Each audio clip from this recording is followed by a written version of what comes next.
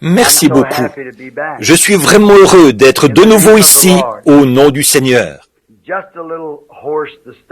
Je serai un peu enroué au début, mais au bout d'un moment, le Seigneur me fait passer la deuxième vitesse.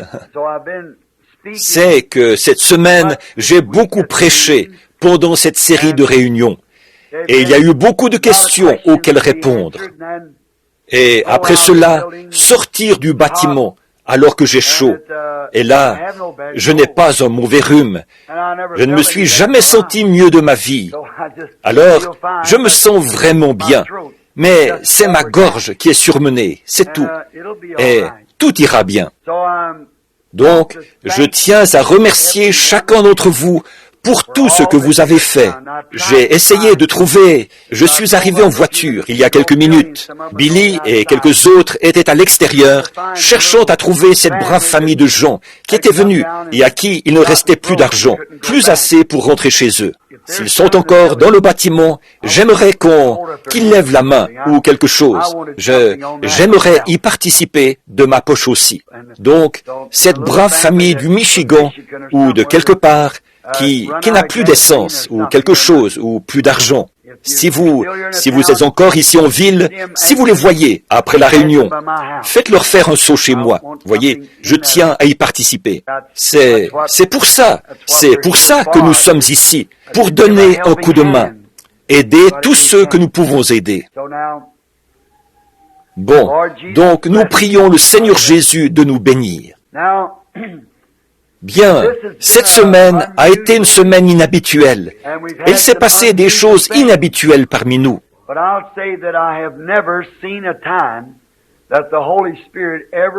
Mais je dirais que je n'ai jamais vu le Saint-Esprit agir plus librement que cette semaine dans les réunions. J'ai trouvé ça tout à fait merveilleux. Et le soir, en rentrant, des fois, ce n'est qu'à 1 heure du matin que j'en arrivais à dormir.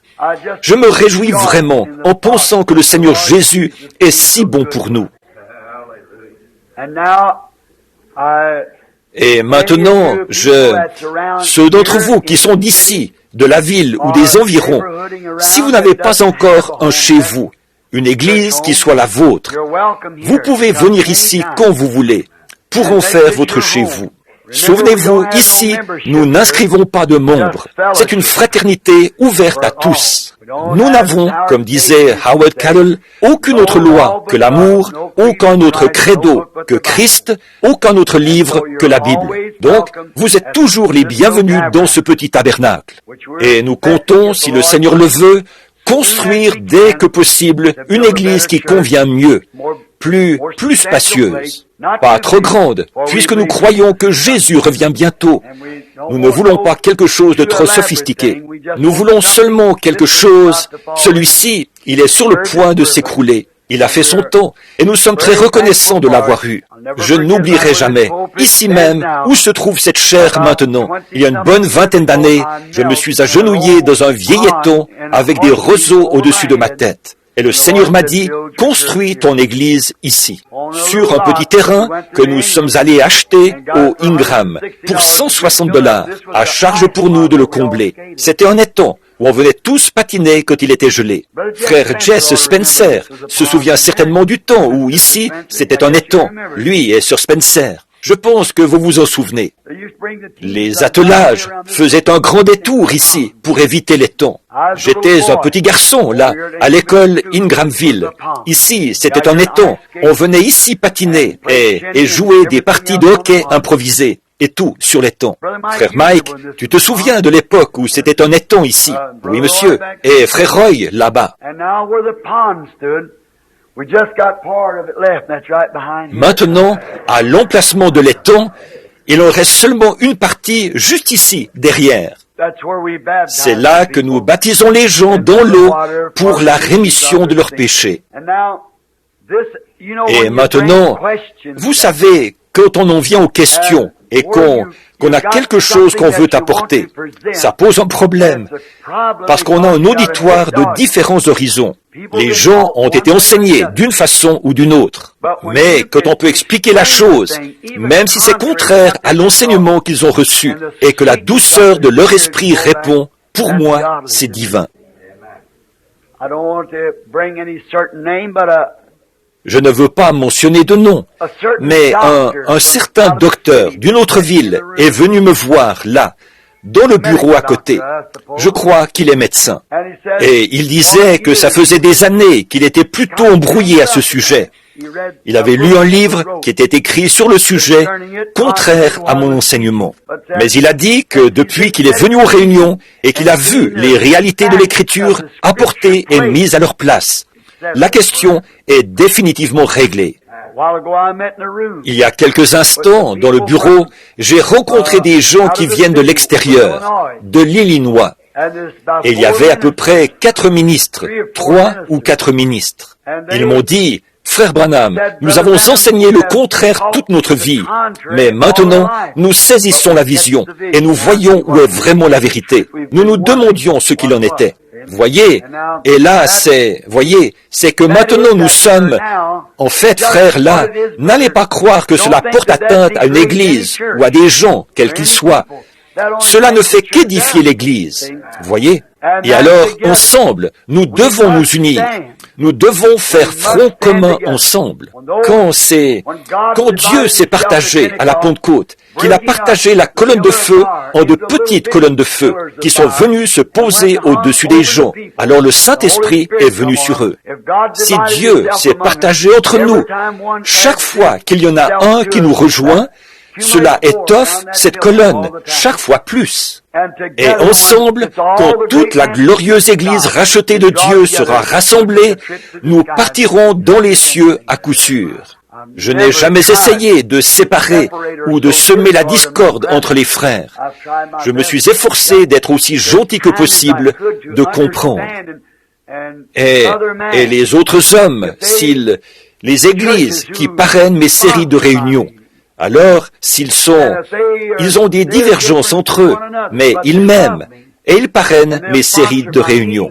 Et quand j'arrive parmi leurs fidèles, je ne vais certainement pas dire la moindre chose. Un homme bien élevé ne ferait pas ça. Alors un chrétien, encore moins. Absolument pas.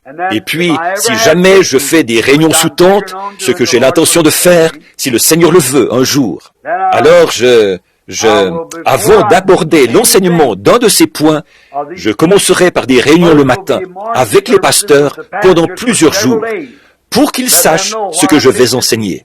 À ce moment-là, si tel frère ne le voit pas comme ça, qu'il n'est pas d'accord, n'importe quel frère, il dira à son assemblée, « Bon, ça, je ne veux pas que vous l'écoutiez. Nous n'insisterons pas quand ils enseigneront cela. » Voyez, je leur laisse le choix. Nous voulons toujours rester en harmonie avec Dieu et avec ses enfants, avec chacun. Donc, et ce soir, j'ai à répondre à une question, si le Seigneur le veut. Et je me suis dit que je devrais peut-être d'abord répondre à cette question. Il me semblait que j'en avais une autre ici, mais c'était un songe que quelqu'un a donné pour que je prie à ce sujet et que j'en donne l'interprétation. Dans sa grâce, le Seigneur nous a si souvent accordé de le faire. Maintenant, avant de poursuivre le service, nous tenons à vous dire que vous êtes tous cordialement invités à revenir à toutes les réunions, chaque fois que nous en aurons. Et vous, de l'extérieur de la ville, de Louisville, d'ici en ville et des environs, ces excellents ministres, le frère de Sellersburg, les gens qui ont chanté, la dame, je ne saurais pas dire qui c'est, qui a chanté ici tout à l'heure, et le petit garçon, nous vous remercions beaucoup. Comme j'étais en train de parler avec des frères là derrière, je n'ai même pas pu voir qui c'était, ce que c'était, mais je l'ai bien entendu. C'était très beau, et j'apprécie vraiment cette contribution. Maintenant, je n'avais pas vu ceci hier soir. Mon fils l'avait mis dans ma poche. Une chère personne avait écrit cela. Et souvenez-vous, les gens ne posent pas ces questions pour s'opposer. Parfois, comme elles sont écrites, elles peuvent donner l'impression que la personne s'oppose. Mais c'est un cœur sincère qui cherche une réponse. Voyez, c'est toujours de cette façon que nous le prenons. Quelqu'un de vraiment sincère qui cherche la vérité. Bon, là, il y a quelque temps, j'étais allé dans une maison pour une réunion de prière. Et frère Junior Jackson, je l'ai entendu tout à l'heure, ou du moins il m'a semblé l'entendre, était avec moi. Il venait de terminer de parler. Et il y avait là un ministre d'une autre assemblée. Je venais à peine de prendre la parole qu'il s'est levé d'un bond pour chercher la dispute avec moi. Eh bien, il se trouvait qu'il y avait environ 5 ministres là, et ils voulaient tous s'opposer à lui tout de suite. J'aurais dit, non, ne faites pas ça. Bon, c'est moi qu'il a attaqué, alors qu'on s'explique, lui et moi. Eh bien, il a commencé. Nous parlons là où la Bible parle, et nous nous taisons là où elle se tait, et ainsi de suite.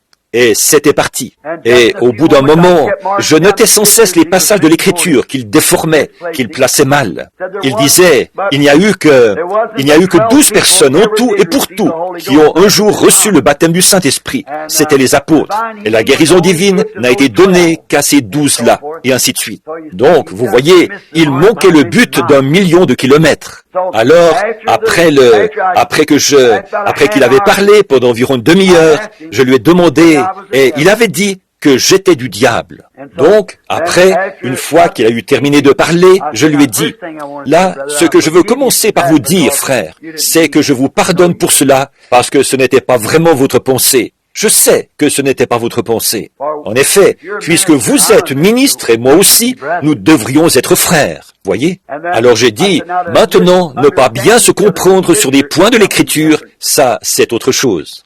Donc, nous nous sommes mis à prendre ce que disent les Écritures. Au bout d'un instant, le pauvre homme était tellement fourvoyé qu'il ne savait pas quelle position prendre ou que faire. Ensuite, il s'est retrouvé au pied du mur. Il ne savait pas quoi faire. Et en quittant les lieux ce soir-là, par contre, il m'a dit, je vous dirai une chose, frère Branham, vous avez l'Esprit de Christ. Voyez? Je me suis dit, du diable, il y a quelques instants, et maintenant, l'Esprit de Christ. Cela dépend seulement de la façon dont vous le prenez. C'est tout.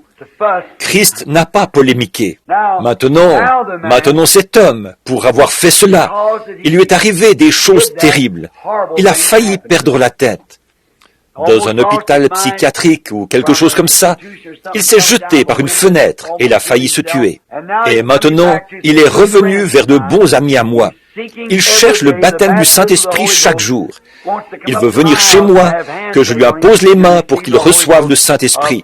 Un prédicateur d'une grande église, d'une dénomination. Voyez? Donc, c'est en toute honnêteté que nous répondons aux questions, que nous y répondons de notre mieux. Bon, maintenant, je vais lire cette question très bien écrite.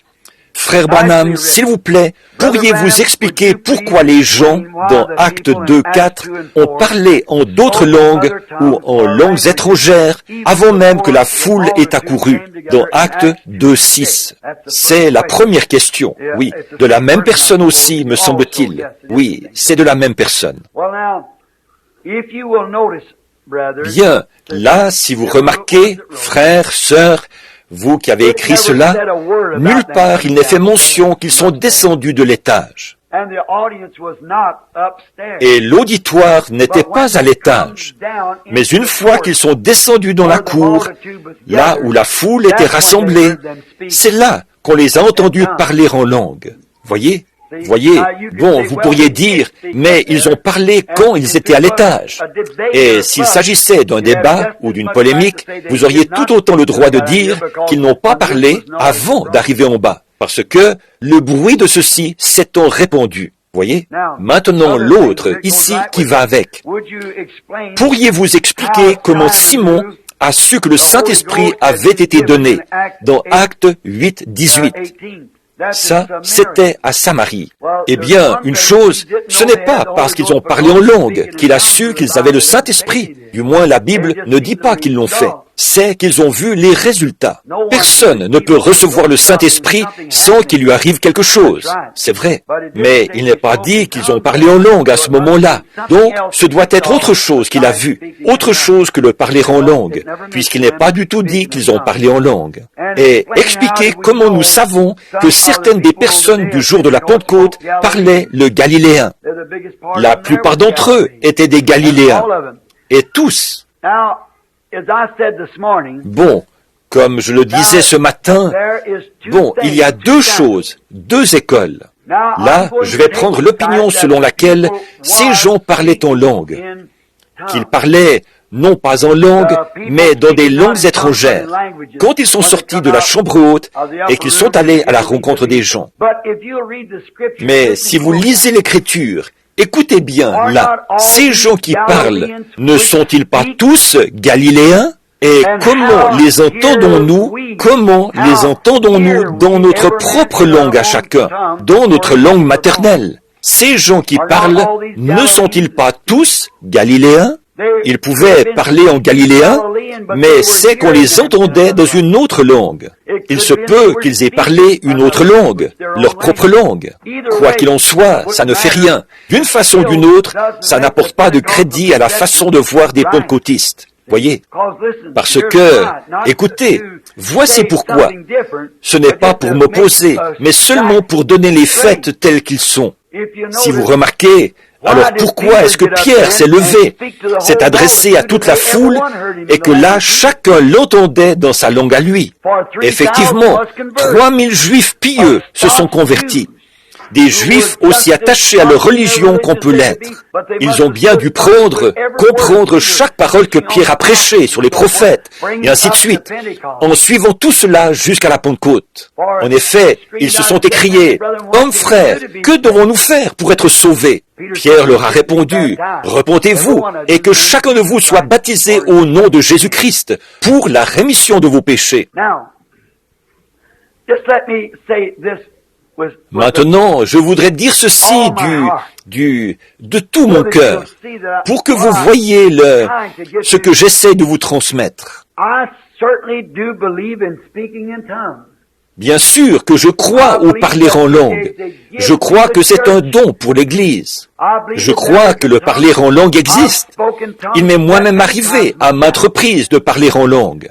Je vais vous donner un petit exemple de ce que je crois que la Pentecôte a été. Et ensuite, quelque chose comme ceci, ou quelque chose qui ressemble à ceci. J'étais à Dallas, à Houston, au Texas, juste avant que cette photo-ci soit prise. Ça devait être la veille. Nous avions pu avoir la salle de concert. Nous avions là de la place pour 8000 personnes. Comme les gens ne tenaient pas tous à l'intérieur, nous sommes allés au tabernacle de Raymond Richet. Je ne me souviens pas au juste, c'était un tabernacle immense, gigantesque. Et nous l'avons rempli au complet. Et je prêchais et priais pour les malades de ce côté-ci. Ensuite, pendant qu'ils laissaient sortir les gens, j'allais prêcher et prier pour ceux qui étaient là-bas, au tabernacle de Raymond Richet, de l'autre côté de la rivière. Et là, pendant que nous étions là-bas, au moment où nous allions revenir à la salle de concert, Howard m'avait laissé continuer aussi longtemps que je le pouvais. Il m'a touché l'épaule et il m'a tapoté le côté. Si vous avez remarqué dans la salle, quand l'onction est là, il me tapote comme ceci. Ça veut dire, il est temps d'arrêter. N'en dis pas plus. Viens. Et Howard, dans le temps, quand j'étais là, debout, il me prenait par la main. Il passait mon bras par-dessus, sur son épaule, et on sortait. Voyez, parce qu'il savait que je n'en pouvais plus. Eh bien, quand il m'a tapoté, je me suis mis en route pour quitter l'estrade. Je lui ai dit, d'accord frère. Au moment où j'allais quitter l'estrade, il y avait une fille, une petite fille, qui était là, debout, en train de pleurer. Une petite fille d'origine mexicaine, qui avait l'air d'avoir dans les 12 ou 14 ans, au début de l'adolescence. Je l'ai regardée et je lui ai dit, « Qu'est-ce qui ne va pas, mon trésor ?» J'ai dit, « Elle pleure, Howard. » C'est que, il a dit, « Tu n'en peux plus. Il y a un autre groupe là-bas qui t'attend. » Et je lui ai dit, « Fais-la monter ici. » J'ai fait un geste dans sa direction, comme ceci. Et elle est montée sur l'estrade. Je crois que Frère Wood et les autres étaient présents à ce moment-là. Ils étaient à cette série de réunions. Je ne sais pas s'ils étaient présents à ce moment-là ou pas. Frère Wood, où es-tu ce soir? Est-ce que c'est bien ça? Oui, tu étais présent. Et j'ai dit, fais-la monter sur l'estrade. Bon, je lui ai dit, écoute mon trésor, crois-tu que Dieu peut me dire ce que tu as? Et elle gardait la tête baissée. Je me suis dit, bon, elle est peut-être sourde et muette. Là, j'ai regardé de nouveau. J'ai vu que c'était la langue. Et j'ai dit, oh, elle ne parle pas l'anglais. Elle ne parlait pas un mot d'anglais. Alors, elle venait du Mexique. Alors, ils ont fait venir un interprète. Et j'ai dit, mon trésor, crois-tu que le Seigneur Jésus peut me dire ce que tu as? Bien. Elle a répondu à travers l'interprète. Elle a dit que oui, elle le croyait. Et je lui ai dit, tu ne parles pas du tout l'anglais? L'interprète le lui a répété. Elle a répondu, non, elle n'avait jamais appris un mot d'anglais. Elle venait du Mexique. Et alors, c'est là que la vision a commencé. Et j'ai dit, les visions, ils ne les traduisent pas, voyez, parce qu'on parle sans interruption. Ils ne traduisent jamais une vision. Donc, avant qu'elle soit complètement terminée, c'est ensuite qu'ils leur disent ce qui s'est passé. Alors, pendant que je me suis mis à parler, j'ai eu une vision. J'ai dit, je vois une petite fille d'environ 6 ans. Elle porte une robe en tissu écossais et dans le dos, elle a des mèches de cheveux noirs avec des nœuds de ruban. Elle est assise près d'une cheminée à l'ancienne. Il y a une grande marmite et elle mange du maïs jaune qui est dedans. Elle mange tellement de maïs qu'elle est prise d'un violent malaise. Elle tombe et sa mère l'étend sur le lit. Elle a des convulsions épileptiques. Voilà ce qui lui est arrivé. Voyez, j'ai dit, depuis ce moment-là, tu souffres d'épilepsie. Et rapidement, avant que qui que ce soit ait parlé, elle a regardé l'interprète et elle lui a dit dans sa propre langue, je croyais pourtant qu'il ne parlait pas l'espagnol. Et l'interprète m'a dit, vous parliez en espagnol? Je lui ai dit, non monsieur, je parlais anglais. Il m'a dit, eh bien, elle dit que vous avez parlé en espagnol. J'ai compris ce que c'était. J'ai dit, arrêtez les magnétophones. Il y avait tout un tas de magnétophones. Il y en avait peut-être une trentaine qui enregistraient à l'époque. Frère Roy Robertson, tu étais là, n'est-ce pas? Oui, frère Roy Robertson, sœur Robertson, et les autres étaient là. Alors j'ai dit, arrêtez les magnétophones, qu'on écoute ce passage. Et c'était bien de l'anglais. Mais vous voyez là, quand je me suis mis, tant que la vision durait, je parlais en anglais, mais elle l'entendait en espagnol. Comment les entendons-nous dans notre propre langue à chacun, dans notre langue maternelle? Voyez? Mais dès que je me suis remis à parler moi-même, alors elle n'entendait plus ce que je disais. Mais tant que c'était sous l'inspiration. Maintenant, appliquez cela au jour de la Pentecôte, ne serait-ce qu'un instant. Voyez, mes amis, Dieu est mon juge. C'est le Saint-Esprit qui a fait cela. Or, appliquons cela au jour de la Pentecôte pour faire ressortir le sens de ce que nous voulons dire. Le Saint-Esprit ne fait pas quelque chose rien que pour dire qu'il l'a fait. Il faut qu'il y ait une raison, un but. Voyez? Or, ce jour-là, comment les entendons-nous dans notre propre langue à chacun, dans notre langue maternelle? Tous ces gens qui parlent, ne sont-ils pas galiléens? Comment savait-on qu'ils étaient galiléens, si ce n'est pas qu'ils parlaient galiléen? Tout le monde s'habillait pareil. Comment savait-on qu'ils étaient galiléens? Tous ces gens qui parlent, ne sont-ils pas galiléens? Et comment se fait-il donc que nous les entendions s'exprimer dans notre propre langue à chacun, dans notre langue maternelle? À ce moment-là, un autre homme, Pierre, un Galiléen, se lève et se met à leur prêcher. Et il se trouve que dans cette grande foule de gens, 3000 personnes ont compris ce qu'il a dit. Ces personnes se sont avancées, elles se sont converties, elles ont donné leur vie à Christ. Maintenant, écoutez, permettez-moi de vous donner un autre passage de l'Écriture.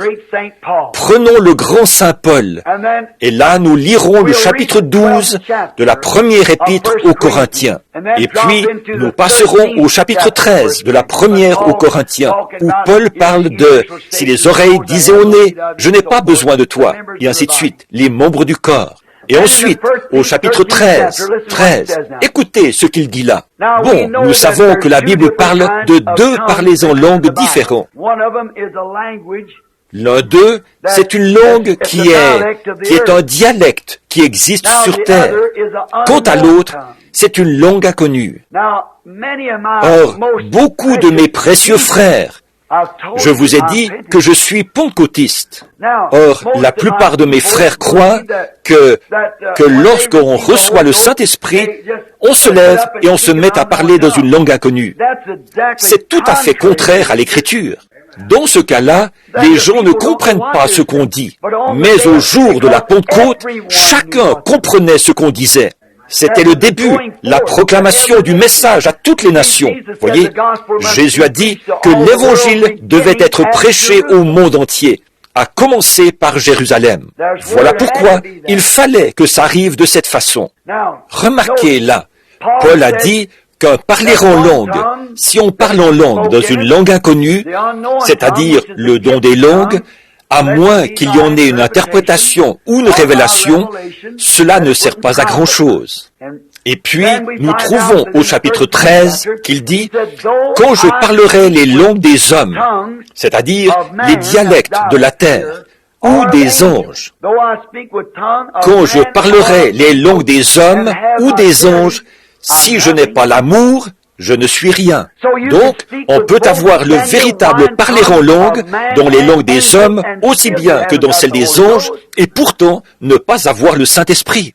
N'est-ce pas ce que nous venons de voir dans Hébreux 6? La pluie est tombée sur le blé et sur l'ivraie. Jésus n'a-t-il pas dit « La pluie tombe sur les justes et sur les injustes ?» Voyez, la même pluie qui fait pousser le blé est celle qui fait aussi pousser mais c'est à son fruit qu'on le reconnaît. Et le premier des fruits de l'esprit, c'est l'amour. Ce que Paul a dit, c'est, même si je savais parler toutes sortes de langues, mais que je n'ai pas l'amour, la longanimité, la bonté, la foi, la patience, et ainsi de suite, cela ne me servirait à rien. Voyez? Et remarquez, au sujet des dons, vous dites, « Oh, voilà un grand homme de Dieu. Oh, il accomplit des miracles. » Là encore, ça ne signifie pas qu'il a ce qu'il faut.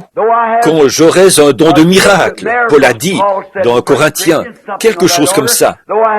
Quand j'aurai la foi jusqu'à transporter des montagnes, si je n'ai pas les fruits de l'esprit, l'amour, je ne suis quand même rien.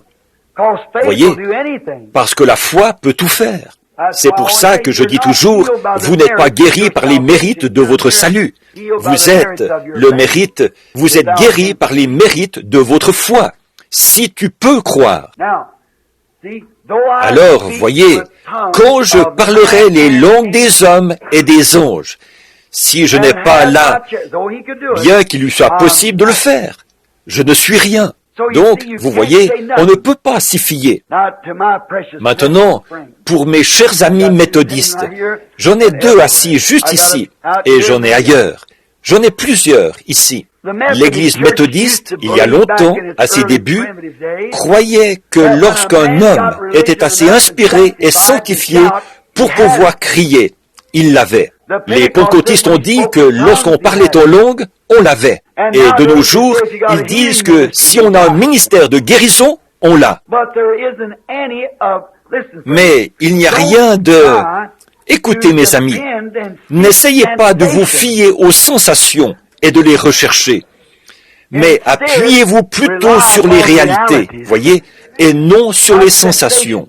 C'est très bien de crier, c'est très bien de parler en langue, c'est très bien de louer le Seigneur, c'est très bien d'avoir la foi pour les miracles, toutes ces choses.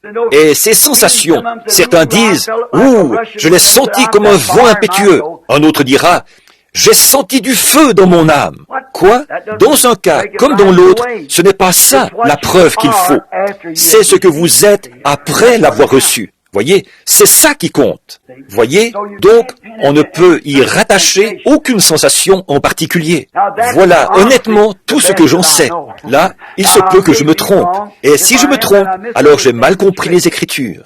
Et si je contredis quelqu'un, ce n'est pas dans l'intention de contredire. Voyez, mais je ne fais que vous dire ma version de ce que je crois être la vérité.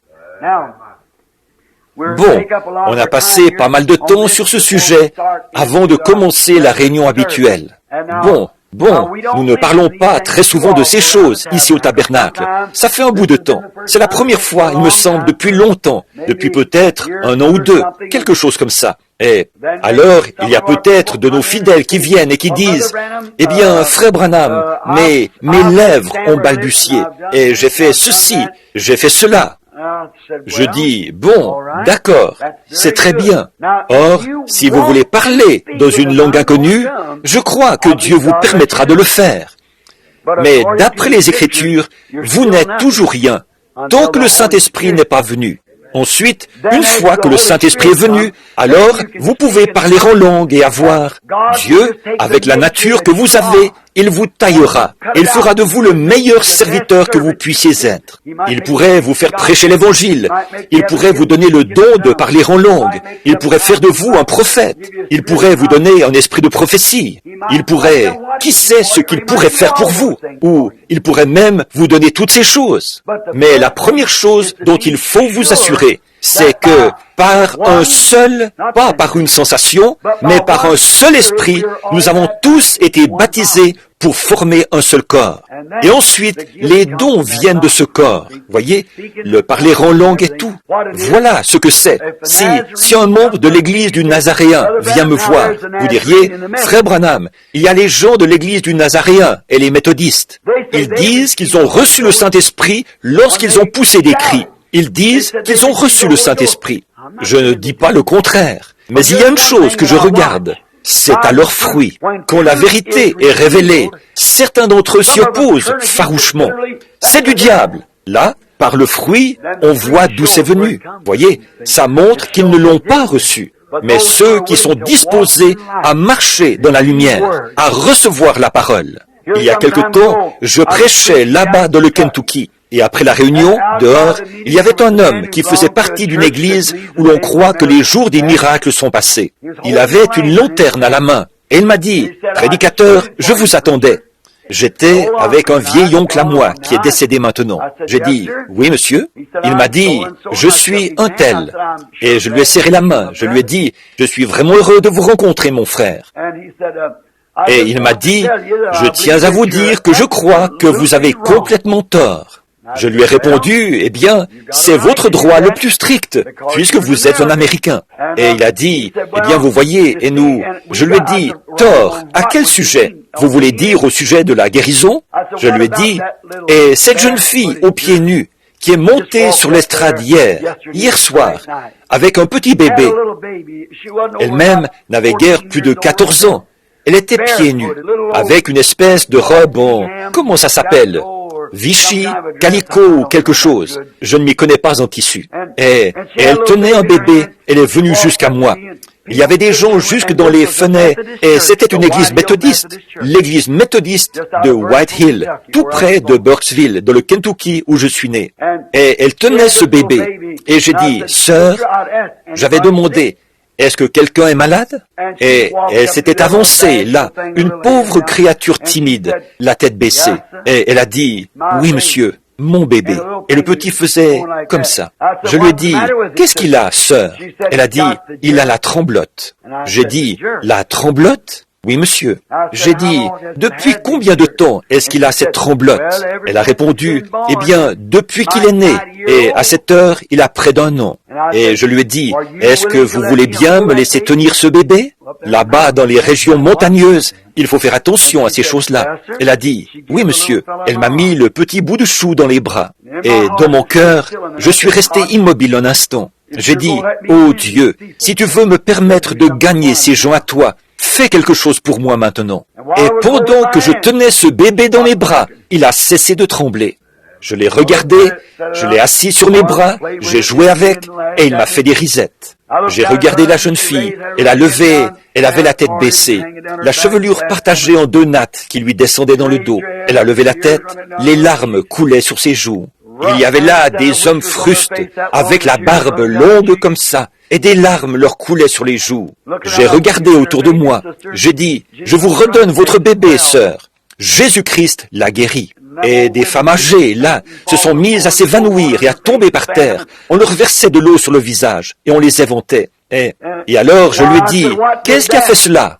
Il m'a dit, Monsieur Branham, je ne peux pas accepter quelque chose si je ne le vois pas de façon tout à fait claire. J'ai dit, eh bien, voilà qui me semble honnête, mais j'ai dit, puis-je vous demander où vous habitez? Il a répondu, derrière la colline, par là-bas. Passez donc chez moi ce soir pour le souper. Je vous donnerai du beurre et du pain de maïs.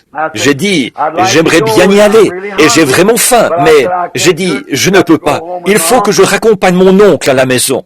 Et j'ai dit, eh bien, puis-je vous demander quelque chose? Comment savez-vous que vous arriverez chez vous? Il a répondu, c'est simple, je n'ai qu'à passer de l'autre côté de cette colline.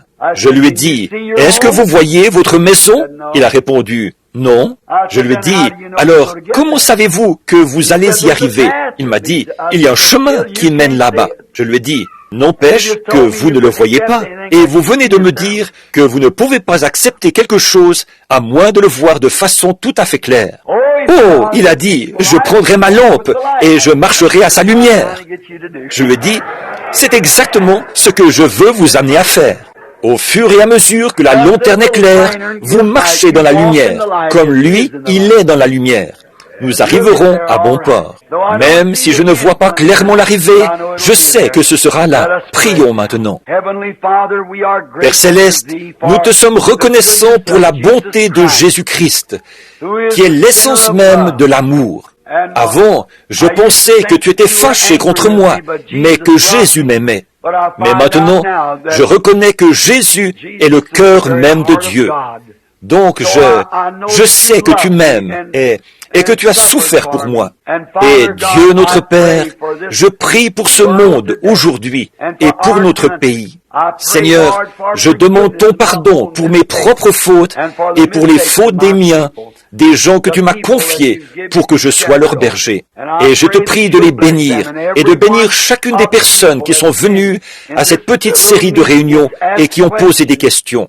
Ou peut-être ai-je dit quelque chose de contraire à ce qu'ils croient. Seigneur, moi, je ne peux pas l'expliquer. J'en suis incapable.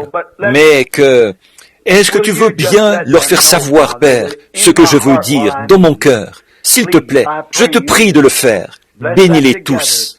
Bénis-nous alors que nous nous attendons maintenant à ta parole pour quelques instants avant le service de baptême. Aide-nous à dire ce qui est juste. Viens-nous en aide pour ce message, ce soir, comme j'ai la voix un peu enrouée. Je te prie de me venir en aide, Dieu bien-aimé, et de guérir aussi ceux qui sont malades et souffrant dans l'auditoire. Car c'est au nom de Jésus que nous le demandons. Amen. Maintenant, si vous le voulez bien pendant quelques instants, prenons l'Épître aux Romains, au chapitre 6. Oh, attendez, je crois que dites donc, j'ai encore beaucoup d'autres caisses. Disons que je répondrai à celle-là mercredi soir, si vous voulez bien. Il est déjà si tard. C'est seulement maintenant que je viens de remarquer qu'il y en a encore là. Bon, lisons Romains chapitre 6. Que dirons-nous donc? Demeurerions-nous dans le péché afin que la grâce abonde? Loin de là. Nous qui sommes morts au péché, comment vivrions-nous encore dans le péché? Ignorez-vous que nous tous qui avons été baptisés pour Jésus-Christ, c'est pour sa mort que nous avons été baptisés? Nous avons donc été ensevelis avec lui par le baptême en sa mort, afin que, comme Christ est ressuscité des morts par la gloire du Père, de même nous aussi nous marchions en nouveauté de vie. En effet, si nous sommes devenus une même plante avec lui, par la conformité à sa mort, nous le serons aussi par la conformité à sa résurrection.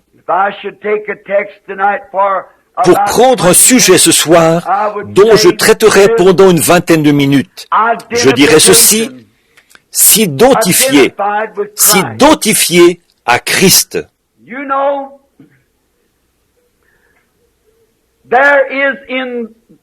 Vous savez, aujourd'hui, dans notre pays, il y a tellement de gens insatisfaits. Et on est étonné, lorsqu'on est en déplacement, de trouver tant d'insatisfaction. Les gens ne savent guère ce qu'ils veulent. Ils descendent la rue à 115 ou 130 km à l'heure, là où c'est limité à 50 km à l'heure. Ils font crier leurs freins pour tourner au coin de la rue et repartent à toute vitesse en laissant la moitié de la gomme de leurs pneus, rien que pour aller à 2 pas de chez eux discuter un moment. On dirait que les gens ne savent pas vraiment ce qu'ils veulent. Il y en a qui sont tellement dérangés qu'ils vont à la pharmacie s'acheter une bouteille d'arsenic ou d'acide sulfurique ou quelque chose comme ça pour se suicider. On les retrouve raides morts. Il y en a qui ouvrent le robinet du gaz chez eux ou qui restent dans leur voiture avec un tuyau pour amener le monoxyde de carbone qu'il y a dans les gaz d'échappement pour essayer d'échapper à la vie. Il y en a qui montent sur le pont, qui écrivent un petit mot qu'ils laissent sur leur veston, qui posent leur veston là et qui se tuent en se jetant dans la rivière. Il y en a qui se jettent du haut des montagnes, du haut des tours. Et il y en a qui prennent un pistolet, qui l'appuient contre leur tête et qui se font sauter la cervelle.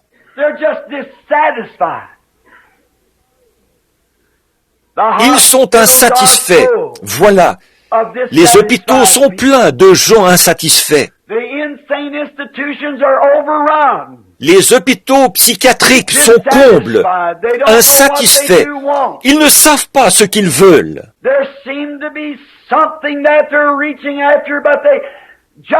On dirait qu'ils aspirent à quelque chose, mais qu'ils n'arrivent jamais à l'obtenir. Et il se trouve aussi que les foyers, qui sont les piliers de la nation et de l'Église, il se trouve que les foyers se brisent, que les tribunaux de divorce sont débordés d'affaires de divorce. Et la délinquance juvénile, à cause des mères qui laissent leurs jeunes enfants chez des nourrices pour s'en aller travailler ou aller quelque part, alors que leurs maris ont une bonne situation. Mais elles ne se satisfont pas d'être mères au foyer. Elles ne se satisfont pas de s'habiller comme de vraies dames. Elles veulent s'habiller comme des hommes. Les hommes veulent ressembler aux femmes. Et on dirait vraiment qu'il y a quelque chose qui cloche quelque part. Les gens aspirent à quelque chose et ils n'arrivent pas à le trouver.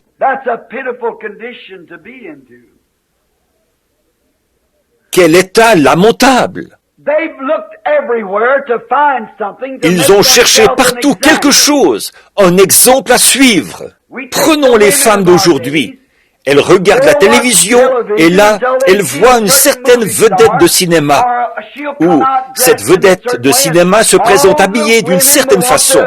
Et alors, toutes les femmes veulent s'habiller comme elle, ou se comporter comme elle, suivre son exemple. Pretty girls, just in the bloom of life, will try to de jolies jeunes filles dans la fleur de l'âge essaient d'imiter, de prendre une vedette de cinéma comme exemple à suivre. Et elles finissent par se retrouver ficelées dans une cage de péché d'où elles n'arrivent plus à ressortir. C'est pitoyable. Je les vois venir aux réunions, les joues sillonnées de larmes, mais elles cherchent quelque chose. Prenons les hommes. Les hommes, on les voit dans la rue ou à leur travail. Les hommes d'un certain âge veulent ressembler à des adolescents. Ils se coupent les cheveux en brosse sur le dessus et ils se ramènent les cheveux vers l'arrière en queue de canard. Ils veulent ressembler à des adolescents. Les adolescents veulent ressembler à un de ces rois du rock'n'roll. Où est-ce qu'ils aboutissent? Dans le péché et dans la honte. Les hommes ont l'air d'être insatisfaits. Ils courent dans tous les sens. Ils suivent, écoutent la radio pour entendre des blagues et tout, racontées par ces blagueurs. Et ensuite, ils s'en vont essayer d'imiter ces gens ou de faire comme eux. Prenez les petits garçons dans la rue. J'en sais quelque chose.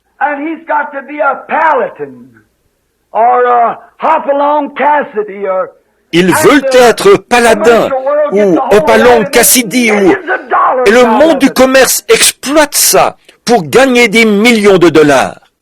Ils veulent être Roy Rogers ou Monsieur Dillon ou un personnage d'une des séries télévisées.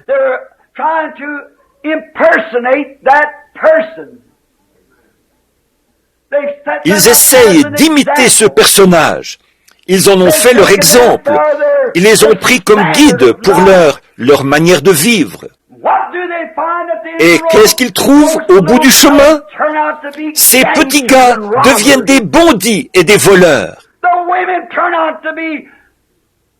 Les femmes deviennent des prostituées et des filles de trottoir et des délinquantes. Et les hommes deviennent des joueurs et ils aiment le plaisir plus que Dieu. Les assemblées essaient d'imiter une autre assemblée, une grande assemblée. On voit bien, semble-t-il, qu'il n'y a pas de satisfaction chez les gens. Qu'est-ce qui leur fait faire ça? Il y a une raison. C'est une nature. C'est Dieu qui leur a donné cette nature. Ils ont une nature qui les pousse à vouloir quelque chose à quoi s'identifier. Il faut qu'ils aient quelque chose qu'ils désirent imiter, un objectif dans la vie. Ils veulent être une vedette de cinéma, ou un cow-boy, ou quelque chose du genre. J'entendais à la radio, en rentrant chez nous, qu'un grand homme d'origine italienne, à Denver, essayait d'imiter Hopalong Cassidy, ou quelque chose, avec un pistolet chargé. Au lieu de ça, il sera jambe de bois pour le restant de ses jours. Le coup est parti et lui a arraché la rotule.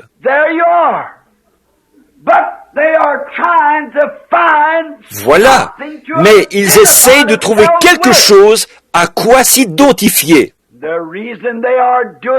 Et la raison pour laquelle ils le font, c'est parce qu'il y a quelque chose en eux, et c'est Dieu qui les a fait comme ça.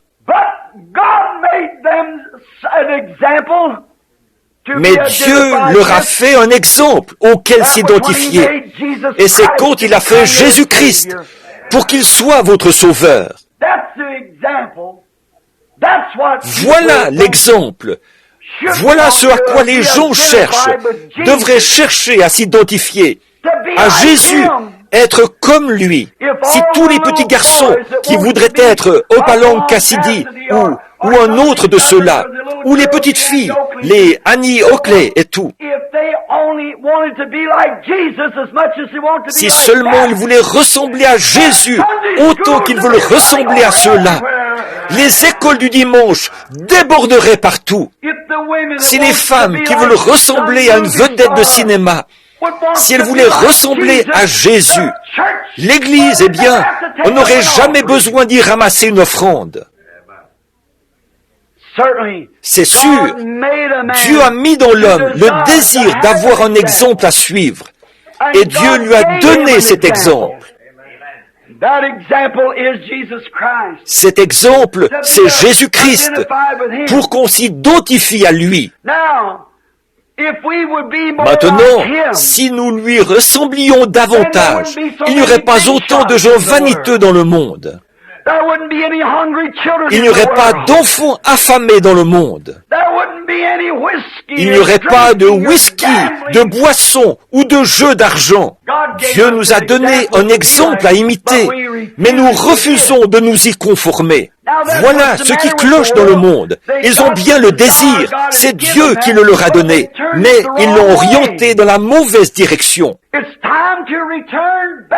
C'est le moment de faire demi-tour, de reprendre le bon chemin et de se diriger vers le calvaire. La nature le prouve.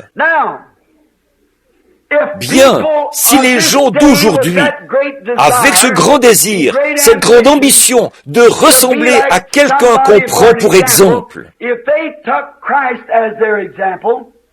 s'ils prenaient Christ comme exemple, on pourrait licencier tous les policiers du pays. Tout le monde serait doux et humble. Tout le monde serait gentil et plein d'affection fraternelle les uns pour les autres. On ne jugerait plus une seule affaire de divorce dans le pays. Il n'y aurait aucune maladie. On pourrait même désaffecter les hôpitaux. Si tout le monde tâchait de prendre Jésus-Christ comme exemple, nous n'aurions besoin de rien d'autre. Donc, cette nature est dans l'homme, mais il l'oriente vers là où il ne faut pas. Il se donne un homme pour... Et vous savez, la Bible dit que nous sommes maudits lorsque nous prenons la chair pour appui. Quand on veut prendre la chair pour appui, ou qu'on met sa confiance dans la chair, la Bible dit qu'on est maudit. Je ne le sais que trop bien. On s'y laisse si facilement prendre. Voilà ce qui est à l'origine de beaucoup de ces choses. Ce sont nos kiosques à journaux, pleins de magazines obscènes. Nos maisons qui sont pleines de fauteuils de pin-up. Nos informations télévisées qui ne sont jamais censurées. Tout y est permis. On peut sortir n'importe quelle blague ou faire des choses terribles. Il n'y a plus de pureté parmi nous. Je sais que vous me trouvez très dur là-dessus. Mais il faut que quelqu'un soit dur là-dessus. Il faut absolument que quelqu'un le fasse. Quand j'étais petit, j'ai lu le livre Tarzan chez les singes. Maman avait une espèce de petit tapis en fourrure que Madame Wathen lui avait donné. Il était posé devant sa commode. J'ai découpé ce truc-là, je m'en suis fait un costume de Tarzan et j'ai dormi dans un arbre pendant une semaine. Je voulais être Tarzan. Ensuite, quand j'ai lu le livre The Lone Star Ranger, je sortais à cheval sur le balai de maman. Je l'utilisais comme un cheval de bois. Je voulais être le Lone Star Ranger. Ce que les gens font dépend ni plus ni moins de ça. Ce qu'on lit, la musique qu'on écoute. Entrez donc dans un restaurant et cette espèce de rock'n'roll, ce n'est pas étonnant que les gens deviennent fous. Il y a de quoi rendre fou un être humain. Mais oh, je serai reconnaissant toute l'éternité pour le jour où j'ai lu au sujet de Jésus. Voilà ce qui m'a satisfait. Je veux être comme lui. Voilà mon désir, de pouvoir tondre l'autre joue ou faire l'effort supplémentaire, de pouvoir pardonner quand tout est contre vous, de n'en vouloir à personne, même quand ils vous maltraitent à raison ou plutôt à tort, pour le bien que vous avez fait, mais de continuer à les aimer. Voilà comment je veux être. Voilà le genre de personne que je veux être. Je veux être capable, lorsqu'on m'injurie, de ne pas injurier en retour. Voilà l'exemple que Dieu nous a donné en Jésus-Christ. C'est à lui que nous devrions nous identifier. Nous sommes Comment s'identifier à lui, me direz-vous, frère Branham? Là, pour ressembler, il faut s'habiller comme les vedettes de Hollywood et faire toutes ces choses. Mais comment s'identifier à Jésus-Christ? Premièrement, vous vous repentez de ce que vous avez déjà fait. Et ensuite, vous vous identifiez à lui ici, dans le baptistère. Sans doute que beaucoup de personnes vont s'identifier à lui dans quelques minutes. Dans le baptistère, vous vous identifiez à lui par le baptême. En effet, si nous sommes ensevelis en Christ, nous sommes identifiés à sa mort, à son ensevelissement et à sa résurrection. Voilà pourquoi nous nous faisons baptiser. Nous descendons dans l'eau et nous en ressortons pour témoigner de ce que nous croyons à la mort, à l'ensevelissement et à la résurrection de Jésus-Christ. Et si nous sommes devenus une même plante avec lui, par la conformité à sa mort, Dieu nous a donné cette promesse. Nous serons semblables à lui à la résurrection. Identifiez-vous à une reine du cinéma et voyez où vous arriverez. Identifiez-vous à un certain cow-boy ou un certain adolescent et voyez où vous arriverez. Mais je vous mets au défi ce soir. Identifiez-vous à Jésus-Christ dans sa mort et dans sa résurrection et voyez où vous serez à la résurrection. Car si nous souffrons avec lui, nous régnerons avec lui. Dieu nous a donné cette promesse. Tout mon désir, c'est d'être comme lui. Prends-moi, ô Seigneur, pour me modeler, me former. Façonne-moi à nouveau. Comme le prophète qui est allé à la maison du potier. Brise-moi pour me remodeler. Dans l'Ancien Testament, lorsqu'un homme voulait s'identifier dans la maison de Dieu, il prenait tout ce qu'il pouvait trouver de plus innocent. Un agneau. Il savait que l'agneau n'avait pas de péché, puisqu'il ne connaissait pas le péché. Alors, il y allait, il prenait l'agneau, il posait la main sur sa tête, il confessait ses péchés. Et par la foi, il transférait ses péchés vers l'agneau et l'innocence de l'agneau vers lui. Ensuite, l'agneau mourait, puisqu'il était pécheur. Et cet homme vivait par un acte de foi pour avoir obéi à ce que Dieu avait dit. Mais qu'est-ce qu'il faisait? Il ressortait du temple avec le même désir qu'il avait en lui en entrant. Parce que quand cette cellule sanguine se brisait, et la vie commence dans une cellule sanguine, quand cette cellule sanguine se brisait, la vie de l'agneau n'était pas compatible. Elle ne pouvait pas revenir dans une vie humaine, parce que c'était une vie animale. Cet homme repartait avec le même désir, ce qui fait qu'il continuait à pécher de plus belle chaque fois. Mais un moment est venu où Dieu nous a fourni un exemple. Il nous a donné le Seigneur Jésus. Et lorsqu'un pécheur pose les mains sur sa tête, si précieuse, et qu'il confesse ses péchés, et que ses péchés sont transformés ou transférés du pécheur vers Jésus, et que l'innocence de Jésus est transférée vers cette personne par le Saint-Esprit, il est une nouvelle créature en Jésus-Christ. C'est à cela que je veux m'identifier. La Bible dit, lui qui n'a point connu le péché, il est devenu péché pour nous. S'il a souffert, c'est à cause de nos péchés. Et ce qu'il nous convient de faire, le devoir que nous avons, c'est d'examiner ces choses et de reconnaître que ces désirs que nous avons, c'est parce que Dieu a mis cela en nous, pour créer en nous, nous pousser à vouloir lui ressembler. Et maintenant, si vous reconnaissez cela par la foi, avant que le véritable désir vous touche, avancez-vous pour vous identifier à lui par le baptême. Alors, en devenant une même plante avec lui, par la conformité à sa mort, vous serez aussi semblables à lui à la résurrection. En effet, en sortant de la tombe, il était le même Jésus qui était entré dans la tombe. Et si nous sommes en Christ, comment y entrons-nous? Par le baptême du Saint-Esprit. En ce jour-là, nous paraîtrons, nous aurons part à sa résurrection. Il y a un petit chant que je chantais il y a des années. Être comme Jésus, être comme Jésus. Sur terre, je languis d'être comme lui. Pendant tout mon voyage, de la terre à la gloire, je ne demande qu'à lui ressembler. De la crèche de Bethléem sortit un étranger, étranger au monde.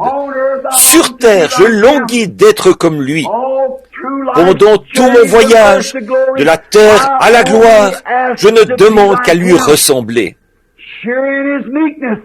Ayez part à sa douceur, et vous aurez aussi part à sa puissance. Ayez part à son obéissance, et vous aurez aussi part à sa résurrection. Faites ce que Dieu dit de faire. Dans mon cœur, la chose la plus grandiose que je puisse concevoir, c'est d'être comme Jésus-Christ, de m'identifier à lui.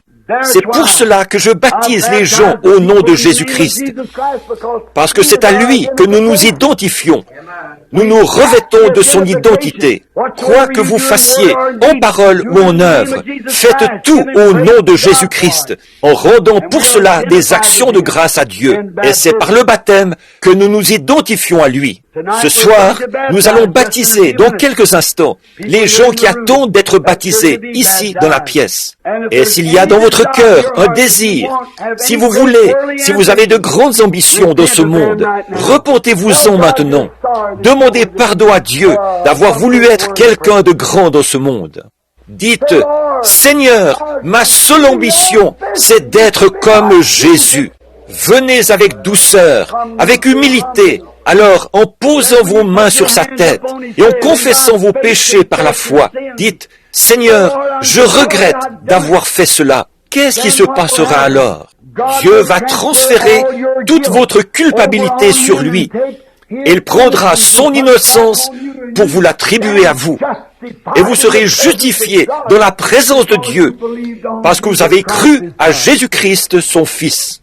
Quel plan du salut! À ce moment-là, vous aurez part à sa gloire. La bonté de Dieu entrera dans votre cœur. La puissance de sa résurrection fera de vous une nouvelle personne. Elle satisfera toutes vos aspirations. Quand j'étais gamin, j'ai tout essayé. J'ai fait tout ce que j'étais assez grand pour faire. Et beaucoup de choses que je n'étais pas assez grand pour faire. J'essayais. J'aimais et j'aime toujours chasser. Pour moi, on ne pouvait pas avoir mieux que ça. Je me disais que mon père montait à cheval, et je me disais, si seulement je pouvais partir dans l'ouest pour aller débourrer des chevaux.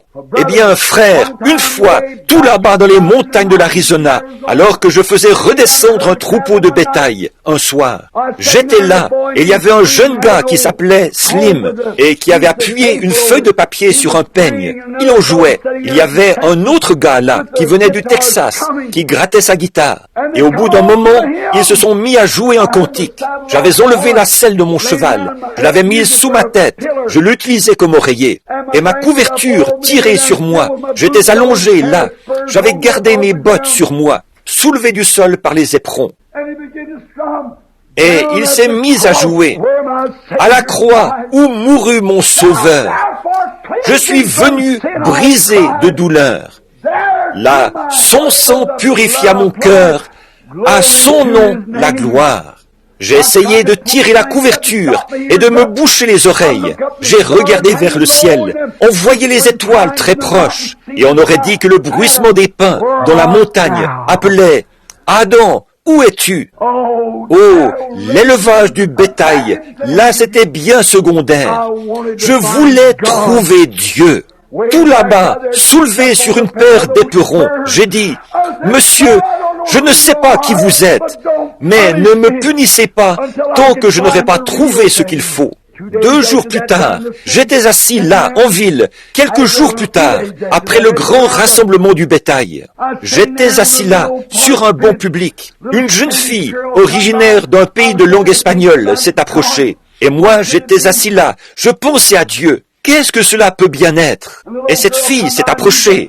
J'étais un garçon d'environ 18 ans, et elle a laissé tomber son mouchoir en passant. Je lui ai dit, « Mademoiselle, vous avez laissé tomber votre mouchoir. » Rien que de penser à Dieu, ça avait changé mon désir.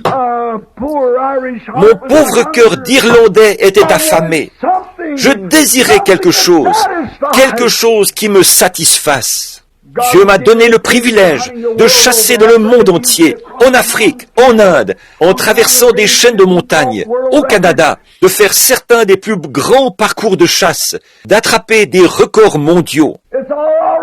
Tout ça, c'est très bien, mais il n'y a rien qui puisse suppléer à cette puissance du Dieu vivant, ce qui descend là, dans l'âme. Quand j'arrive dans ces endroits, j'aime les montagnes, j'aime les couchers de soleil.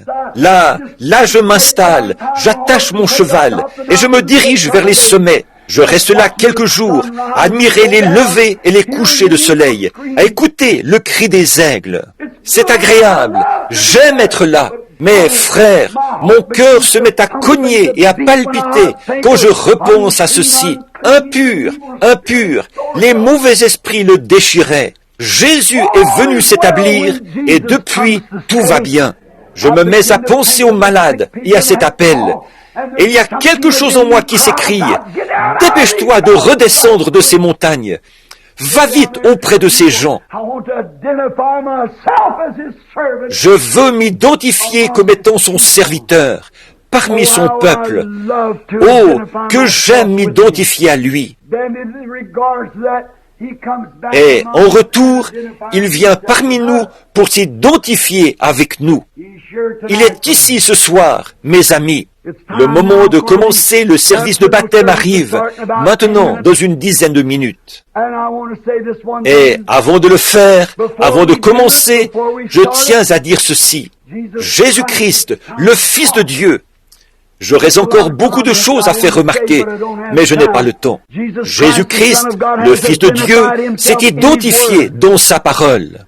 Jésus-Christ, le Fils de Dieu, a montré son identité dans la réunion ce matin en donnant le discernement.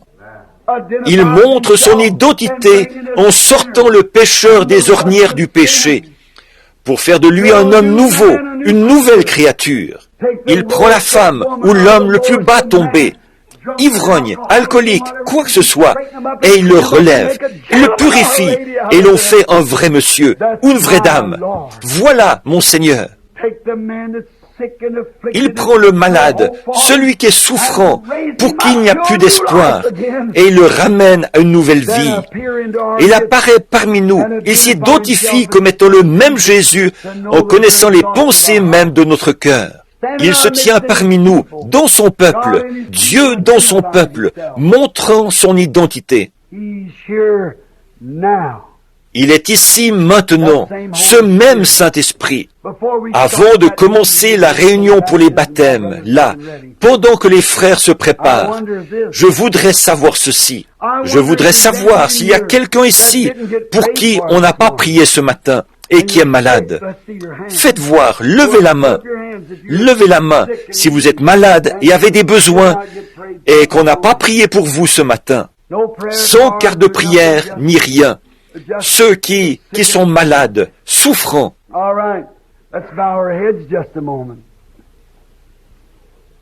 Très bien. Courbons la tête un instant.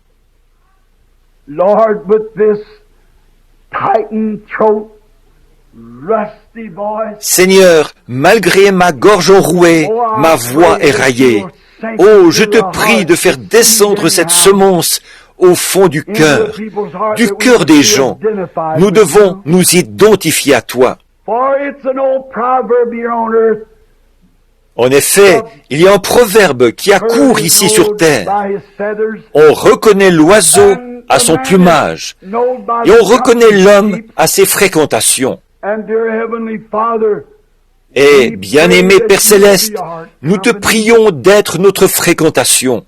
Seigneur, puissions-nous être avec toi, même si cela doit nous coûter tout ce que nous avons sur cette terre. Qu'on nous identifie ainsi. Cet homme-là, il vit vraiment avec Dieu. Il vit en compagnie de Dieu.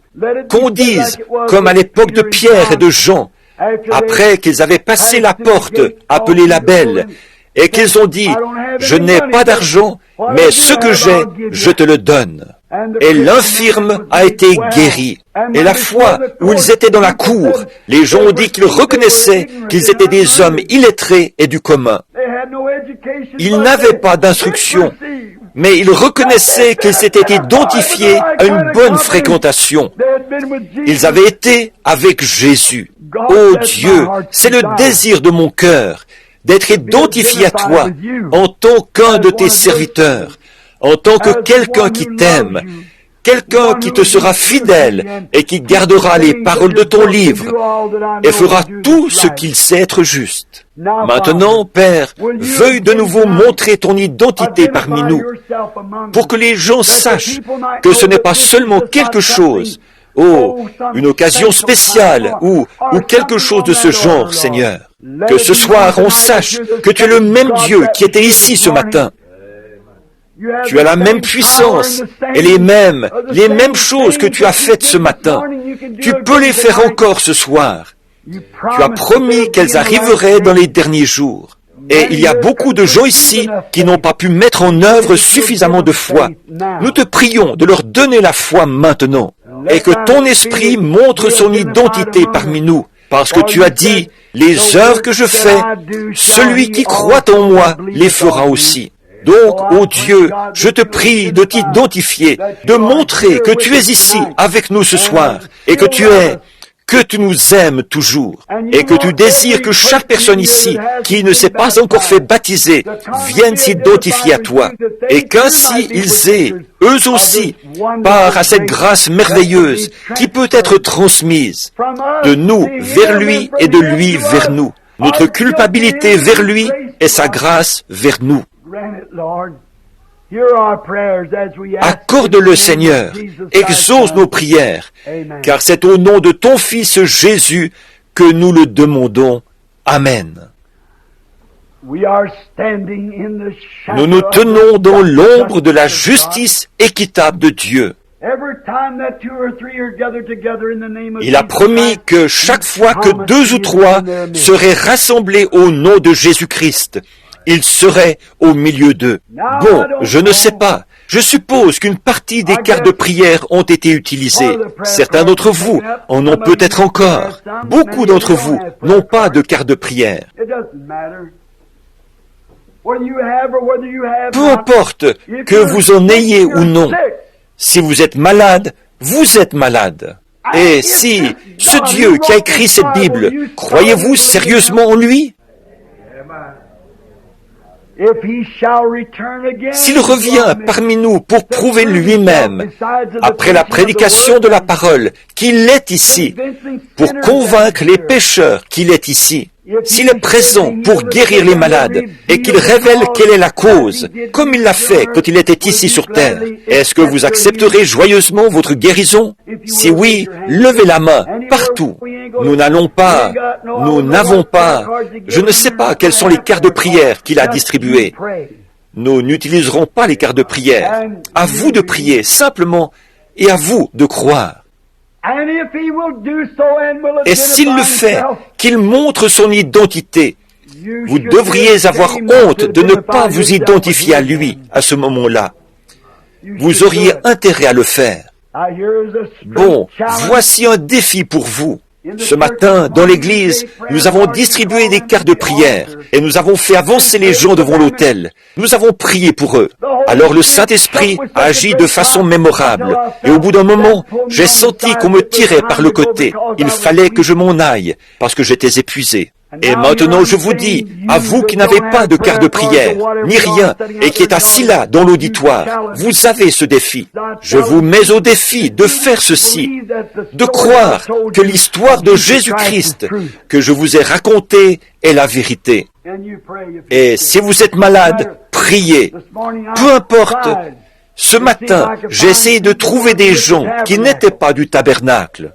Ce soir, peu importe d'où vous êtes, priez simplement. Et là, si le glorieux Saint-Esprit de Dieu, dont nous avons la photo ici, s'il vient parmi nous, vous m'avez entendu si souvent prêcher à ce sujet, déclarer qu'il nous a promis de faire ces choses, comme quand il était sur terre, quand il reviendrait dans notre chair, il ferait la même chose. Maintenant, si vous êtes malade, priez. Mettez-vous au défi.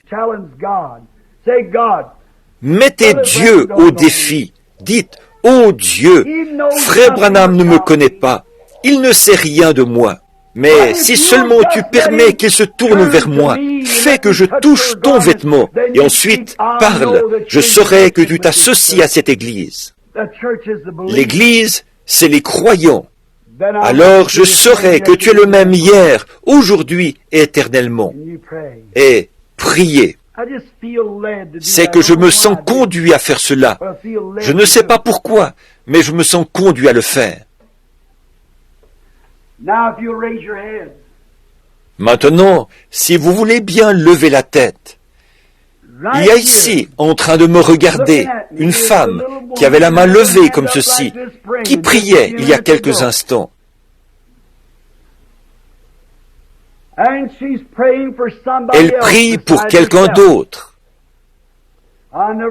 Pour autant que je le sache, Je n'ai jamais vu cette femme de ma vie. Elle m'est tout à fait inconnue. Mais elle prie pour sa fille, au sujet d'une opération. Vous ne venez même pas de cette région. Vous venez du Texas. C'est ainsi dit le Seigneur. Est-ce que vous avez une carte de prière? Non, vous n'en avez pas besoin. Croyez de tout votre cœur. Comment est-ce que j'ai su à quel sujet vous étiez en train de prier? Ne voyez-vous pas que le Dieu du ciel révèle les secrets du cœur? N'est-ce pas ce que Daniel a dit à son époque? Dieu révèle les secrets du cœur. Il y a une dame assise à côté de vous, là. Elle s'en est vraiment réjouie. Elle a eu des problèmes cardiaques. Elle voudrait qu'on prie pour elle. Donc, si vous voulez bien poser votre main sur elle, très bien. Maintenant, retournez à Chicago et soyez guéris. Amen. Cette femme, je ne la connais pas non plus. Je ne sais rien d'elle, mais Dieu vous connaît.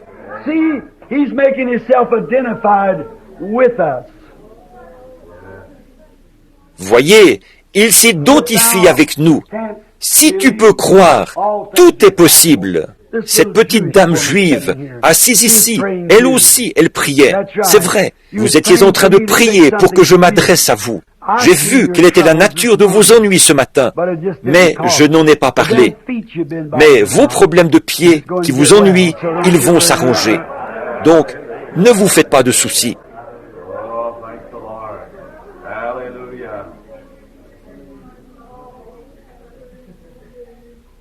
Vous aussi, vous croyez, madame, qui est assise là? Est-ce que vous croyez que je suis son prophète, son serviteur? Je ne vous connais pas. Dieu vous connaît. Mais s'il est l'Esprit de Dieu avec nous, alors il fera ce que faisait Jésus. Vous étiez en train de prier, et j'ai senti quelque chose qui m'a tiré vers vous. L'ange de l'Éternel est là, à côté d'elle. Si vous croyez, vos ennuis cardiaques cesseront, et votre arthrite aussi. Vous vous appelez Madame Wisdom. C'est ça. Rentrez chez vous et soyez guérie, Madame Wisdom. Je n'ai jamais vu cette femme de ma vie, mais il est Dieu, si vous voulez seulement le croire. Regardez ici. Vous voyez cette dame assise là, qui tient sa main comme ceci, devant sa bouche? Vous ne voyez pas cette lumière qui se tient juste au-dessus de cette dame, là? Regardez un peu, ça s'approche d'elle. Ça s'ouvre à mes yeux. Elle a des problèmes de foie. Elle souffre d'un problème hépatique. C'est un problème de vésicule biliaire.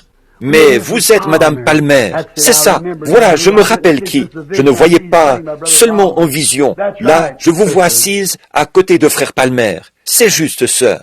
Maintenant, repartez guérie. Croyez de tout votre cœur. Il y a aussi une dame assise derrière elle, qui a levé les yeux d'un air un peu étonné, juste derrière elle. Vous croyez que les problèmes d'amygdale de ces deux enfants vont s'arranger, sœur?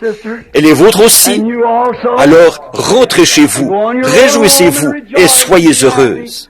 Posez votre main sur les bébés, les deux qui ont ces problèmes. Et votre problème a disparu lui aussi. Vous êtes guéris au nom du Seigneur Jésus. Tous les trois, vous vous rétablirez. Soyez rétablis. Ne voyez-vous pas que le Dieu vivant vit aujourd'hui? Il est tout aussi merveilleux où que ce soit, n'est-ce pas? Ne voulez-vous pas vous identifier à lui? Bien sûr que si. Bien sûr que vous voulez le faire. Maintenant, courbons la tête pendant un instant, avant que Cela m'affaiblit vraiment beaucoup. Combien de gens voudraient qu'on pense à eux dans la prière en ce moment, voudraient dire, « Oh Dieu, sois miséricordieux envers moi. Maintenant, je veux croire au Seigneur Jésus. Je veux que tous mes ennuis soient réglés maintenant même. » Que Dieu soit avec vous. Seigneur, Toi qui as ressuscité Jésus d'entre les morts, Dieu du ciel, je te prie de leur part, pour que cette heure puisse être celle où ils croiront, où ils s'avanceront, s'ils ne l'ont encore jamais fait, pour s'identifier à Jésus-Christ, ici, dans le baptistère, ce soir. Car l'Écriture dit que si nous sommes ensevelis avec lui, ce que nous montrons par le baptême, et que nous avons part à sa mort, nous aurons aussi part à la résurrection avec lui. C'est une promesse. Et le grand Saint Pierre, autrefois, a dit que nous devons nous repentir, être baptisés au nom de Jésus-Christ pour la rémission de nos péchés, et nous recevrons le don du Saint-Esprit. Toute cette semaine, ma belle-fille est assise ici, Seigneur, la brave Loïs, qui a faim et soif, qui jeûne, qui est dans la tente. Il y a ma sœur, assise là-bas, qui a faim et soif, qui jeûne, qui est dans la tente. Ô Seigneur, envoie le Saint-Esprit maintenant dans ce bâtiment pour toucher leur âme par la puissance de la résurrection. Et qu'elle se relève avec une puissance de résurrection pour s'identifier à Jésus-Christ par sa résurrection. Accorde-le, Seigneur. Pardonne chaque péché, omets tout ce qui n'est pas juste, Père, et donne-nous ta grâce. Nous t'en prions au nom de Jésus-Christ. Guéris tous ceux qui sont malades et souffrants, Seigneur. Tu es ici. Tu es Dieu. Tu as prouvé que tu es Dieu. Et nous faisons cette prière, connaissant la nature de ton esprit, sachant que tu as accompli certaines choses, et qu'ensuite tu as disparu du milieu d'eux. Tu es parti ailleurs, dans une autre ville, et reparti encore. Mais tu as laissé une trace qui indiquait que le Dieu vivant est en vie. Je prie, Seigneur Jésus, que ceci soit gravé dans le cœur des gens, de sorte qu'ils n'oublieront jamais que le Saint-Esprit est présent pour guérir, pour sauver et pour remplir de sa bonté. C'est au nom de Jésus que nous t'en prions. Amen. Maintenant, combien de personnes ici doivent se faire baptiser? Levez la main, s'il vous plaît, vous qui avez préparé vos affaires. Vous pouvez vous préparer à entrer dans l'eau dans quelques instants. Et maintenant, alors que nous nous attendons au Saint-Esprit pendant quelques instants, combien de personnes ici n'ont pas encore reçu le Saint-Esprit et désirent, prient avec un ardent désir de recevoir le Saint-Esprit? Teddy, s'il te plaît, ou l'un de vous, venez tout de suite au piano. Nous allons maintenant chanter quelques cantiques, pendant que les femmes qui vont se préparer pour le baptême s'en vont dans cette pièce-ci. Que les hommes aillent dans cette pièce-là, ceux qui se préparent pour le baptême, pendant que nous mettons tout cela en place. Et là, nous allons nous attendre au Saint-Esprit, afin qu'il vienne nous révéler les choses qu'il veut que nous fassions. Ensuite, nous éteindrons les lumières de la grande salle. Le ministre sera dans l'eau, là, derrière, et nous ferons la cérémonie du baptême. Un instant, avant d'éteindre les lumières, frère Evans, j'aimerais lire un passage de l'Écriture pendant que nous attendons un instant, si vous voulez bien. Pendant qu'il commence à se préparer, j'aimerais lire un passage de l'Écriture ici. Combien croient que Dieu est infini? Bien sûr, il est ici maintenant. La seule chose que vous ayez à faire pour recevoir le Saint-Esprit, c'est de vous lever et de l'accepter. Oui, sa puissance a prouvé qu'il est ici. Comment est-ce qu'on pourrait avoir le moindre doute? Sa présence sainte et bénie inonde notre âme. J'aurais envie de crier et de toutes mes forces sa bonté et sa miséricorde qui dure à toujours et à perpétuité. Il est ici, mon cœur brûle, il est rempli de joie et d'allégresse à cause de sa présence. Avant qu'ils éteignent les lumières, je lirai dans Actes chapitre 1. Et je crois que tout homme, tout prédicateur, toute personne ici, évangéliste ou quoi qu'il soit, doit reconnaître ceci. Dieu est infini. Dieu ne peut pas faire quelque chose d'une façon pour ensuite changer et le faire comme ceci, le faire autrement. Il le fera forcément de la même façon chaque fois, n'est-ce pas? Voici ce que Dieu a proclamé. Hommes israélites, écoutez ces paroles. Jésus de Nazareth, cet homme à qui Dieu a rendu témoignage devant vous par les prodiges et les signes qu'il a opérés par lui au milieu de vous, comme vous le savez vous-même. Quel signe a-t-il opéré pour prouver qu'il était le Messie? De connaître les pensées de leur cœur, n'est-ce pas? C'est ce que Pierre a dit. Par des signes et des prodiges, Dieu a prouvé qu'il était avec lui. Cet homme, livré selon le dessein arrêté, selon la prescience de Dieu, vous l'avez crucifié, vous l'avez fait mourir par la main des impies. Dieu l'a ressuscité en le délivrant des liens de la mort, parce qu'il n'était pas possible qu'il soit retenu par elle. Car David dit de lui, « Je voyais constamment le Seigneur devant moi. Il est à ma droite, et je ne serai point ébranlé. » C'est pourquoi mon cœur est dans la joie, et ma langue dans l'allégresse, et ma chair reposera avec espérance. Car tu n'abandonneras pas mon âme dans le séjour des morts, et tu ne permettras pas que ton sein voie la corruption. Tu m'as fait connaître le sentier de la vie. Tu me rempliras de joie par les regards de ma face. Hommes, frères, qu'il me soit permis de vous dire librement au sujet du patriarche David qu'il est mort, qu'il a été enseveli et que son sépulcre existe encore aujourd'hui parmi nous. Comme il était prophète, qu'il savait que Dieu lui avait promis avec serment de faire asseoir un de ses descendants sur son trône. C'est la résurrection du Christ qu'il a prévue et annoncée en disant qu'il ne serait pas abandonné dans le séjour des morts et que sa chair ne verrait pas la corruption. C'est ce Jésus que Dieu a ressuscité. C'est pourquoi nous en sommes témoins. Oh, que cela me réjouit! Nous sommes toujours ses témoins. Il est ressuscité des morts. Il est vivant ce soir. Élevé à la droite de Dieu, il a reçu du Père le Saint-Esprit qui avait été promis et il a répondu, comme vous le voyez et l'entendez. Car David n'est point monté au ciel, mais il dit lui-même, « Le Seigneur a dit à mon Seigneur, assieds-toi à ma droite, jusqu'à ce que je fasse de tes ennemis ton marchepied. » Que toute la maison d'Israël sache donc avec certitude que Dieu a fait Seigneur et Christ, ce Jésus que vous avez crucifié. Quelle langue parlait-il donc là pour que des gens de toutes les langues du monde le comprennent?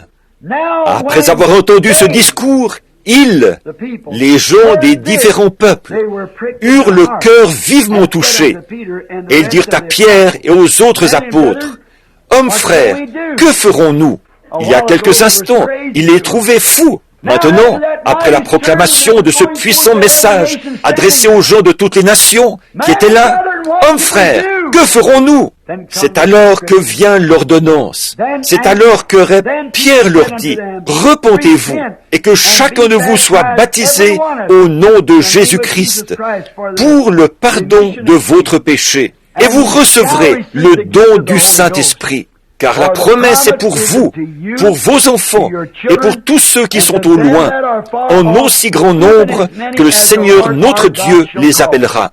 Et par plusieurs autres paroles, il les conjurait et les exhortait, disant, « Sauvez-vous de cette génération prochaine. » Si ce n'est pas là le même évangile que nous prêchons aujourd'hui, sauvez-vous de cette génération prochaine.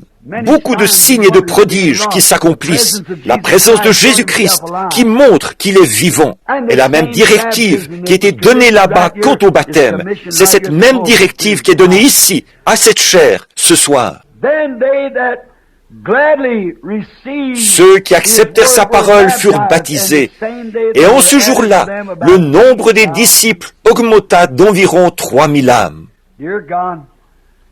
Dieu bien-aimé, là, les pièces sont remplies de gens qui s'identifient à toi par le baptême. Seigneur, je te prie de leur part d'avoir la bonté, Seigneur, en cette heure, lorsqu'ils sortiront de l'eau, que quelque chose leur arrive, que leur âme soit remplie du Saint-Esprit, qu'ils sortent de l'eau et qu'ils aillent te manifester en prêchant l'Évangile, en enseignant à l'école du dimanche, en parlant en langue, en interprétant les langues, en accomplissant des signes, des prodiges et des miracles, et par-dessus tout, que l'amour de Dieu brûle dans leur âme, par la douceur, la bonté, la patience et l'humilité. Seigneur, je te les confie. Ce sont les trophées de cette série de réunions de réveil. Je te prie de prendre soin d'eux.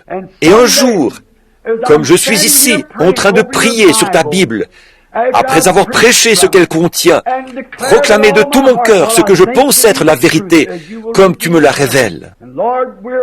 Seigneur, nous attendons leur baptême, tout comme nous tous, ici dans l'auditoire, nous attendons la résurrection. Et un jour, Seigneur, alors que nous serons ensemble dans les lieux célestes, qu'il vienne un bruit du ciel, la trompette retentira, et les morts en Christ ressusciteront premièrement, que nous soyons enlevés avec lui à la rencontre du Seigneur dans les airs, pour être avec lui pour toujours. Accorde-le, Père. Garde-nous en bonne santé, heureux et remplis de zèle. Nous ne recherchons pas l'argent. Nous ne cherchons pas à avoir la vie facile. Tout ce que nous voulons, c'est être comme Jésus. C'est à lui que nous voulons nous identifier, avec la sorte d'esprit qui était en lui, humble et doux, toujours occupé aux affaires du Père. Seigneur, au moment où nous terminons cette série de réunions de réveil, et où ces chères personnes, en grand nombre, vont s'identifier, veux continuer à t'identifier en leur donnant le Saint-Esprit. Accorde-le, Père. Bénis ce petit tabernacle. Bénis chaque prédicateur, chaque personne qui est venue, chaque assemblée qui est venue ici. Seigneur, je te prie d'envoyer un réveil dans toutes les assemblées à travers le monde. Et nous les verrons se rassembler d'un même cœur et d'un même accord. Et ainsi la grâce de Jésus-Christ, qui produit l'enlèvement, nous sera donnée. C'est au nom de Jésus que nous le demandons. Amen. Maintenant, les lumières de la salle principale vont être éteintes pendant un moment. J'ai prié sur ces mouchoirs. Donc maintenant, les lumières vont être éteintes pendant un court moment. Et donc, restez tranquilles. Et le ministre baptisera les gens l'un après l'autre, jusqu'à ce que ce soit terminé.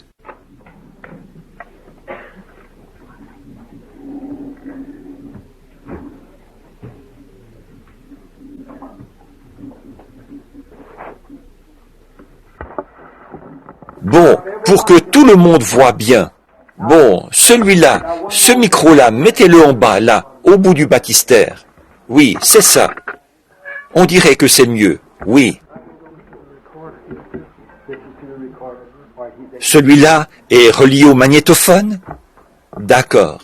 Il s'occupe de ça.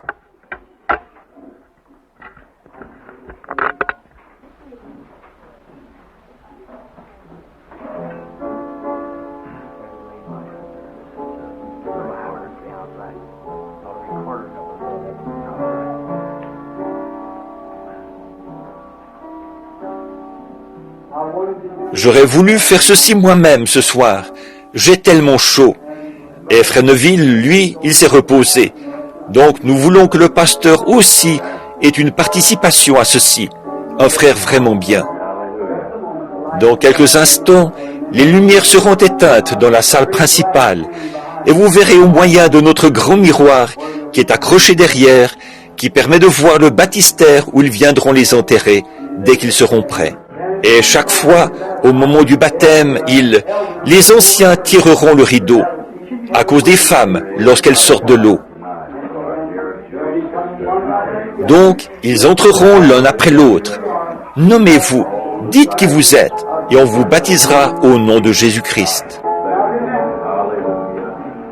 Maintenant, rappelez-vous, en tant que ministre responsable de cet évangile qui m'a été confié, je recommande à tous ceux qui n'ont pas été baptisés au nom de Jésus-Christ de se faire baptiser. C'est ce que Paul a dit. Il a dit que même s'ils avaient déjà été baptisés d'une certaine façon, mais sans le nom, alors ils devaient se faire rebaptiser au nom de Jésus-Christ. Il a dit que même si un ange venait enseigner autre chose, qu'il soit anathème. Cela se trouve dans Galates. Galates chapitre 1, verset 8. Si nous-mêmes, si un ange du ciel annonçait un autre évangile, qu'il vous soit anathème.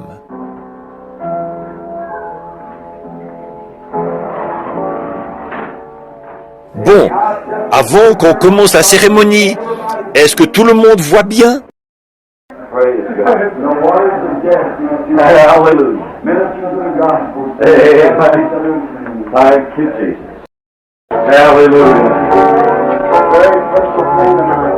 Amen. Praise our God. Hallelujah.